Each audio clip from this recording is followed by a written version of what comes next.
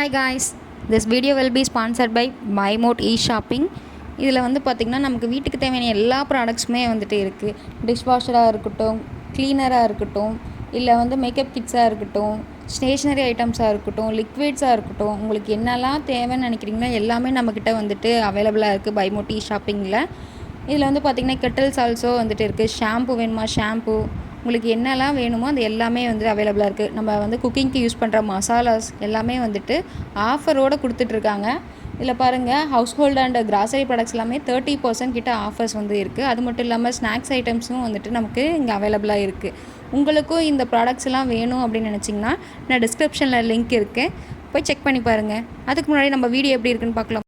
பாவக்காய் பொரியல் எப்படி பண்ணுறதுன்னு பார்க்கலாமா?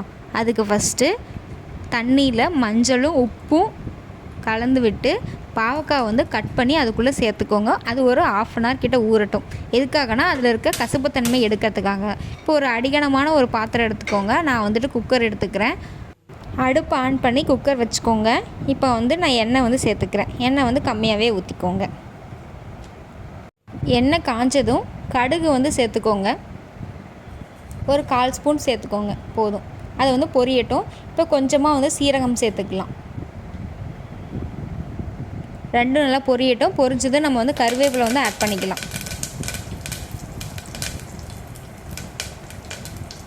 ஒரு 2 பச்சை மிளகாய் வந்து சேர்த்துக்கலாம்.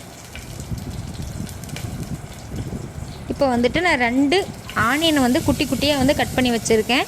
அதையும் வந்து நம்ம உள்ளே சேர்த்துக்கலாம். இப்போ இதை வந்து இந்த வெங்காயம் வந்து நல்லா வதங்கணும். நல்லா கலந்து விடுங்க. அந்த ப்ரௌன் கலரில் வரும் பார்த்திங்களா, அந்த அளவுக்கு வந்து வதங்கணும் இந்த வெங்காயம். அப்போ தான் பாவக்காய் பொரியல் வந்து ரொம்ப டேஸ்ட்டாக இருக்கும், கசக்காமலும் இருக்கும். நல்லா வதக்கி விடுங்க.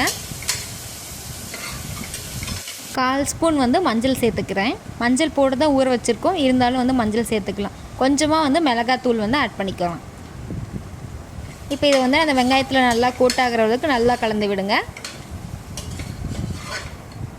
ஓகே, இதுக்கு ரொம்ப மெயினான இன்க்ரீடியன்ட் பார்த்திங்கன்னா தக்காளி தான். தக்காளி வந்து போடும்போது நம்ம வந்து அந்த கசப்புத்தன்மை வந்து அப்படியே வந்து சப்ரஸ் பண்ணும். அதுக்காக தான் நம்ம வந்து தக்காளி நிறையா போட்டது. அந்த தக்காளி வந்து நல்லா குழஞ்சி வரணும். அப்போ தான் வந்துட்டு சூப்பராக இருக்கும். நல்லா வதக்கி விடுங்க. சிம்லேயே வச்சு வதக்குங்க, இல்லைனா வந்து தீஞ்சு போயிடும்.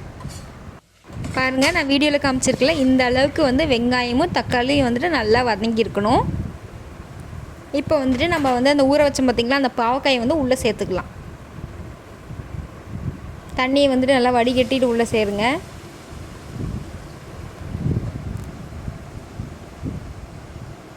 சேர்த்து விட்டுட்டு இப்போ வந்துட்டு பாவக்காயை வந்துட்டு நல்லா அந்த தக்காளியோடு கலந்து விடுங்க.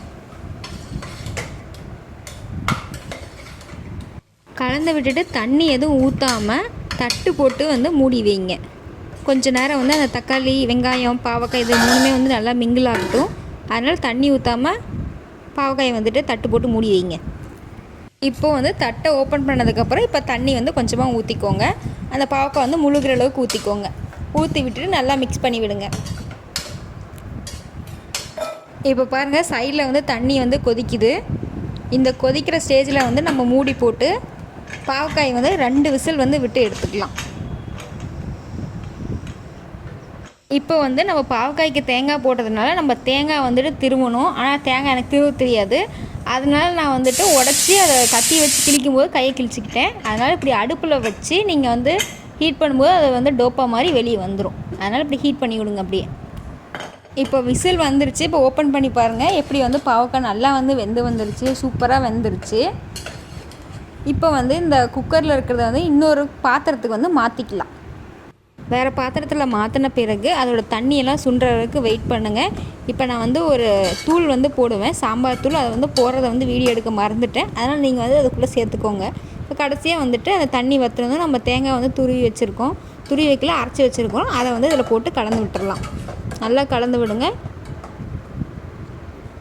அவ்வளோதான், ரொம்ப ரொம்ப டேஸ்டான சூப்பரான பாவக்காய் பொரியல் ரெடி ஆகிடுச்சு. இதை வந்து ரெடி பண்ணிவிட்டு ஒரு 1/2 அன் ஹவர் கழித்து சாப்பிடும்போது அந்த தேங்காய், அந்த தக்காளி, அதோட எசன்ஸ் எல்லாம் இறங்கும்போது பாவக்காயோட கசப்பு நமக்கு தெரியாது. அவ்வளோதான், வாங்க சாப்பிட்லாம். ட்ரை பண்ணி பார்த்துட்டு எப்படி இருக்குன்னு கமெண்ட் பண்ணுங்கள்.